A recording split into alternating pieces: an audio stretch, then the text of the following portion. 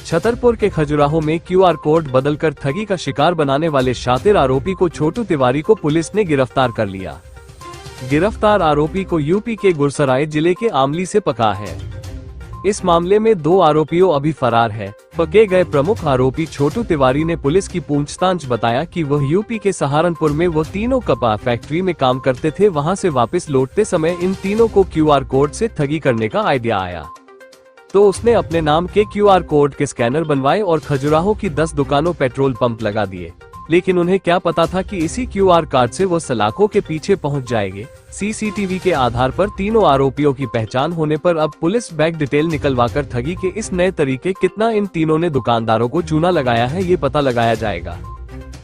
सही है sir, QR code के द्वारा कुछ ठगी की गई थी खजुराहो में, क्या खुलासा हुआ पूछताछ के दौरान? जो पकड़ा गया आरोपी वो कहाँ कब से कर रहा था जी?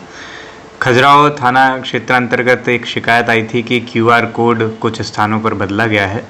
उस बात को गंभीरता से लेते हुए थाने पे एफआईआर पंजीबद्ध की और जब विस्तार से जांच की तो पता चला कि 3 लोग ऐसे हैं आरोपी जिन्होंने जो खजुराहो क्षेत्र में आए और उन्होंने कुछ स्थान पर अपना क्यूआर कोड लगाया ताकि जब पैसा ट्रांसफ़र हो तो उनके अकाउंट में आ जाए, और इस प्रकार से धोखाधड़ी की उन्होंने।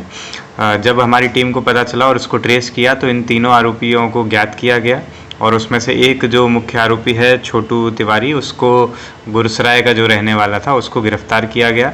उसके जो 2 अन्य साथीदार हैं जो कि झांसी जिले के ही रहने वाले हैं, उनको भी अभी ढूंढा जा रहा है और उम्मीद है जल्दी उनको भी गिरफ्तार किया जाएगा। इसमें इन्होंने ये अभी प्रथम प्राथमिक तौर पर जो जांच में तथ्य सामने आए हैं उसमें मुख्य बात यह है कि ये सहारनपुर तरफ तीनों लोग एक साथ काम करने जाते थे और फिर पैसे की इनको कमी थी, और जब ये झांसी लौट रहे थे तो इनके दिमाग में आया कि इस प्रकार से यदि अपने फ़ोन पे के क्यूआर कोड बनाए जाएं और उनको अलग अलग जगह चस्पा किया जाए तो पैसे कमाए जा सकते हैं, और इसी आधार से इन्होंने ये ठगी अथवा धोखाधड़ी का रास्ता अपनाया। और कई चाट वाले अथवा मेडिकल स्टोर ऐसे स्थानों पर इन्होंने लगभग 10 से 12 जगह अभी जो संज्ञान में आया है वहाँ पर इस प्रकार के प्रिंट आउट चस्पा किए और इस प्रकार से धोखाधड़ी करने की साजिश रची। इनके बैंक अकाउंट में कितना पैसा आया है उसको आज बैंक स्टेटमेंट्स तलाशे जा रहे हैं और उस आधार पर विस्तार से जांच की जाएगी। और पूर्व में भी इन्होंने यदि कहीं पर इस प्रकार की घटना को अंजाम दिया है तो उसकी जानकारी भी निकाली जा रही है और उस पर कार्रवाई की जाएगी। कहाँ से सीखा था सर? और खजुराहो के अलावा और कहीं पे भी रास्ते में इन लोगों ने ऐसा किया है?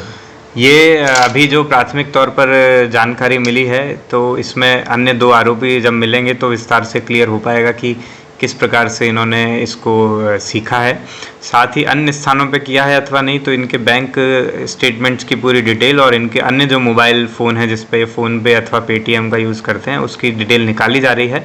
मुझे उम्मीद है जल्दी ही इसकी भी विवेचना में खुलासा हो जाएगा। व्यापारियों को भी सर जागरूक रहेंगे। ये बात बिल्कुल आवश्यक है कि चूँकि ऑनलाइन हम लोग पेमेंट का आजकल ज़माना है, हर दुकान पर हर छोटे छोटे ठेले पर भी आजकल पेटीएम फ़ोनपे के माध्यम से पेमेंट होता है। तो इसलिए हम सबकी जिम्मेदारी है, सभी व्यापारी गणों की और आम जनमानस की जिम्मेदारी है कि जब भी वो प्रतिदिन अपने दुकान अथवा शोरूम इत्यादि पर जाएं तो एक बार ये आवश्यक रूप से चेक कर लें कि जो बारकोड जिसका वो इस्तेमाल कर रहे हैं क्या वो सही है अथवा उसके साथ कोई छेड़छाड़ की गई है, क्योंकि बारकोड के कारण ही सब पूरा पेमेंट का इसमें ट्रांजैक्शन होता है। तो इसलिए बारकोड सही होना बहुत आवश्यक है।